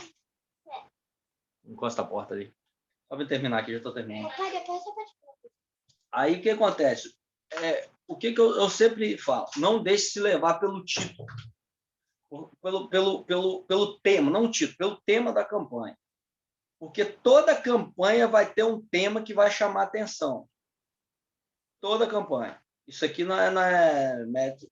E assim, já deixo claro, não sou nada, tem nada contra a campanha. O que o pregador tem que ter de ética? Não adulterar o texto para atingir o tema da campanha. Se o pregador, em seu ambiente de estudo, ele percebeu que o tema agride o conteúdo do texto, ele vai pregar o texto. Agora você vai falar o tema. Tem campanha que o tema não tem nada a ver com o texto. Já perceberam algum tipo de campanha assim? Que às vezes o tema não tem nada a ver com o texto. O que eu aconselho? Primeiro, se você quer ser fiel ao texto, seja fiel ao texto. Pregue o texto. Segundo, se você quer ser fiel ao título da campanha, procure um texto que tenha a fidelidade da campanha. Então, assim, o texto a qual é desse tipo da campanha que está tendo lá na nossa igreja lá, Filho de Davi, tem misericórdia de mim. Primeiro, ele chama a atenção de Jesus pelo que ele falou, não porque ele gritou. Porque Sim. Jesus estava na multidão, muita gente estava gritando Jesus. Mas por que ele falou? O que ele falou? Jesus, filho de Davi, tem misericórdia de mim. Ou seja, ele não chamou a atenção de Jesus porque ele gritou, mas pelo aquilo que ele falou, porque ele conhecia a trajetória desde lá de trás de Jesus, o contexto histórico de Jesus. Né? Porque nós sabemos que Jesus veio da genealogia de Davi porque nós lemos hoje. Mas um cego, não sei qual o tempo que ele estava ali naquela beira do caminho, não tenho, às vezes, datação certa daquilo dali, mas um cego não tinha, assim, não tinha acesso às leis, não tinham acesso às leis. Então, ou seja, o que moveu Jesus de parar? O que ele falou. Ou seja, ele me sabe quem eu sou. Ele me conhece. Então, eu vou saber quem é esse cara. Então, assim, isso é quando a gente vai fazendo a análise do texto. Isso é algo interessante. É isso que, às vezes, eu queria ter um tempo para trabalhar isso com quem quer pregar. Né? Com quem quer pregar, não. Com quem quer dar estudo, com quem quer ler a Bíblia. Isso não é para quem quer pregar. Sim. Um grupo de estudo dessa forma, de sentarmos e escolhermos um texto e trabalharmos aquele texto. Né? Entendermos aquele texto. O que aquele texto quer dizer, o que aquele texto quer traduzir para nós. que esse texto tem de cultura, o que esse texto tem de entendimento, né? Porque quando a gente entende isso, a gente não alguns exegetas vão dizer, a gente não adultera o texto, a gente faz uma exegese, né? Que é adulterar o texto, que é falar aquilo que o texto não está falando, que é dizer aquilo que o texto não está dizendo, e a gente replica isso, né? E isso é muito interessante, esse trabalho, assim, mas assim, é algo para o futuro, né? Eu teria que ter, assim, não pode ser um grupo grande, tem que ser um grupo pequeno, de trabalhar as escrituras, de trabalhar dessa forma. E eu também queria fazer isso em questões de casais também, fazer um grupo, questões de casais, para trabalhar questões terapêuticas, mas isso, um dia Deus vai me dar tempo. Isso é muito bom. Que nem hoje eu estava vendo a pregação da Camila Barros e ela dizendo sobre aquela mulher do fluxo de sangue. Aí a Sim. Bíblia falando que ela era imunda, né? Não suja, mas imunda. Sim. Aí a Camila Barros usa um exemplo de você pega uma roupa suja com uma sujeirinha. Você usa aquela roupa. Sim. Agora, se ela tiver imunda, você não usa. Vamos supor, um Sim. banheiro. Se o banheiro estiver sujo, dependendo da sua necessidade, você vai usar aquele banheiro. Agora, se ele estiver imundo, não vai ter como usar. Então, eu pensando dessa forma, realmente, né, é uma exegese diferente, assim, que você vê a palavra, cada palavra colocada ali tem seu significado literal Significado mesmo. ótimo. Sim, porque quando a gente vai falar de fluxo de sangue, né? A primeira pergunta que a gente faz, às vezes, quando lê esse texto, é da onde que vinha esse fluxo de sangue? Sim. O texto fala da onde que vinha o sangue? Aonde saiu o sangue? Não. Isso é Só que... exegese. Verdade. O texto suponhamos que seja um tipo de sangramento, uma espécie da menstruação. Vamos lá. O que Levíticos vai falar sobre isso? Que tem que Literalmente separar. Separar. Separar Essa mulher não sairia de casa. Ponto. O texto é bem fácil de dizer, se ela sentasse em algum lugar e alguém sentasse no lugar que ela sentou, se tornaria imundo igual ela. Tá vendo como é o contexto? Aí você faz isso aí. Agora a pergunta que eu te faço, como aplicar isso de maneira correta? Né? Porque imagina você chegar no público da igreja e falar assim, se tiver alguém misturado aí, se alguém fala logo para me embora para casa, porque senão todo mundo vai ficar imundo. Gente, às vezes a gente fala isso rindo e brincando, mas vamos falar, isso foi produzido nas igrejas dos séculos passados. Verdade. Entende? Então, assim, se nós formos ver algumas décadas atrás aí, o relacionamento interpessoal entre marido e mulher é de roupa. Entende? Não podia ver a nudez do corpo da outra pessoa. Né? É certo. Diz que tinha uma denominação aí que se fazia um buraquinho na roupa da mulher para ter um contato, entende? Então, assim, tinha essas questões. Então, assim, esse é o grande desafio hoje da igreja. Né? E aqui eu quero proteger, não proteger, mas assim, talvez aliviar um pouco os pastores que só dão 15 minutos de pregações. Né? E deixam louvar e depois só dão 15 minutos de pregações. Também entra nesse caso. O conteúdo pregado, será que é um conteúdo que possa ser pregado com mais tempo? 45? Para mim, uma pregação, no máximo, ela tem que ter 40 minutos, no máximo. 45 no máximo. Passou de 1 hora, já é demais. A pessoa já não sabe nem o que está falando mais. Então, assim, eu acho que uma pregação sadia assim, entre 30 e 40 minutos, eu acho que a pessoa dá para desenvolver algo bom. Eu acho que não enfadaria ninguém. Mas, enfim, é isso que às vezes eu pergunto, entende? Como que a gente interpreta e como que a gente aplica isso? Porque eu leio de uma forma, né? Aí talvez você você vai ter uma outra releitura de outra forma. A exegese não deixa você ler, talvez, de uma forma equivocada. Ela vai te fazer você pensar de acordo com o que o texto está falando. E você vai ver a cultura, você vai ver o tempo que foi escrito, aquilo que foi escrito, por que foi escrito, para quem foi escrito, qual o intuito de ser escrito. E é isso que a gente faz. E assim é um trabalhinho de mais ou menos, no mínimo, aí, umas 5 horas, né? Para fazer uma exegese legal. E a cartilha diz o seguinte: se você vai pregar domingo, você já era para ter começado a estudar segunda, para quando chegar no domingo, você já ter seu esboço pronto. Outra pergunta que eu faço: quem faz isso? Né? Geralmente, se fala que a gente vai pregar no domingo, a gente deixa para estudar domingo de manhã. Né? Depois a gente fala ainda. Ou às vezes nem estuda isso. Entende? Então, ou seja, é igual um exemplo aqui, tá? Só um exemplo, tá? É igual a gente vai dar aula de escola bíblica dominical. A gente sabe que vai ter uma lição domingo que vem.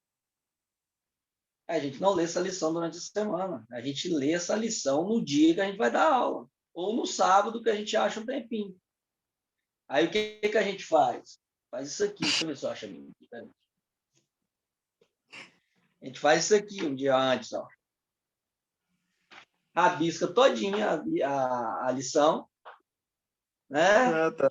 E aí você coloca aqui, né? Você coloca aqui e tal, o que você vai falar, os pontos mais interessantes que você possivelmente vai falar, e assim sucessivamente. Então, assim,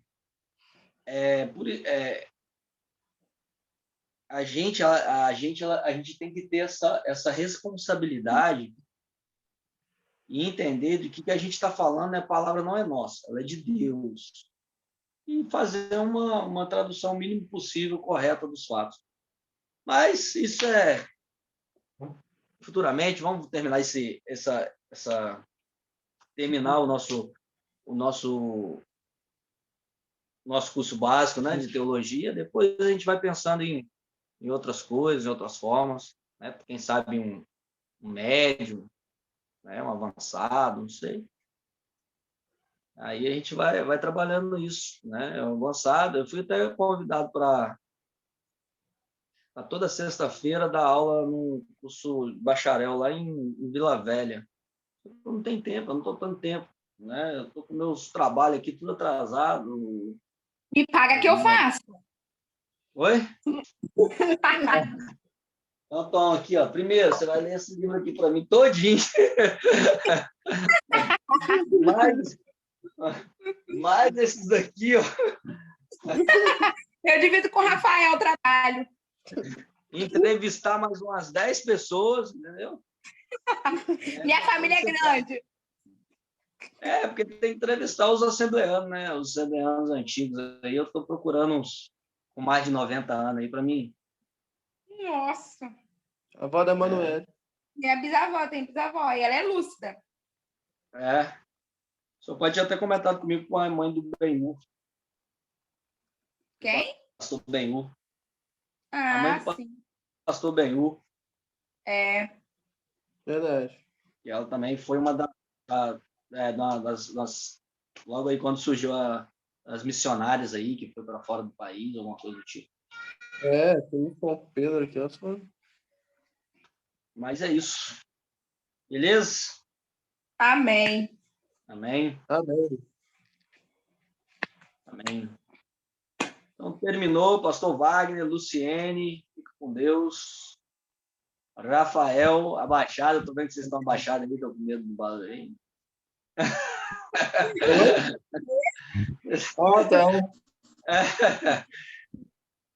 A gente tá no sofá. Beleza? Até domingo eu tô de escala. Domingo vai chegar tarde. Tá de escala mesmo? Tô de escala domingo. Domingo eu acho que não vai dar para ir no culto. Ixi. só vou comparecer aí terça-feira. Acho que eu vou ser excluído. Vocês perderam o culto ontem, chama bem. Faltou o senhor lá. Você e Patrícia para entrar no mistério também, meu filho. Hã? Rafael não parava de pular no culto. Rafael. Foi bem. Foi muito bom, tá? Meu Deus. A Luciane falou amém. Amém, Luciano, amém. A Luciane tem que fazer prova sem consulta também, tá? É Luciane ou Luciene? Luciene, eu também confundo o nome dela. Eu conheço ela há tanto tempo, às vezes eu falo É Luciane, Luciane, gente. É Luciane. É Nossa, Luciane. eu falo Luciene, eu falo Luciano. Testemunho que ela deu semana passada. Aula passada, né? Porque a aula passada foi há 2 semanas atrás, né? Foi muito bom. Eu ouvi aqui todo o testemunho que ela falou e foi muito bom, foi inspirador para Sim. para mim, porque ela falou muito bonitas as palavras, foi muito inspirador mesmo. Adoro ela aí, tá? Você pode chamar ela para pregar aí quando tiver culto de mulher. Na igreja, estou esperando. Entendeu? Pode colocar para pregar aí, que faz parte aí do Canal de fogo. tamanco de Jeová. Para a mamãe. Oi, Glória. Faz parte dos tamanquinhos de Jeová aí. Mulher tamanco, né? Tamanco, salto alto. Mas amém, irmãos. Fiquem na paz aí. Deus abençoe vocês aí. Amém, irmãos. Pai do Senhor a todos, tá? Pai do Senhor. Ai, vocês são bênçãos. Glória a Deus. Eu vou com meus meninos, estão querendo arrombar a porta aqui, ó. Amém. Amém. Tá bom, Amém. Deus abençoe. Tchau, Amém. boa noite. Boa noite.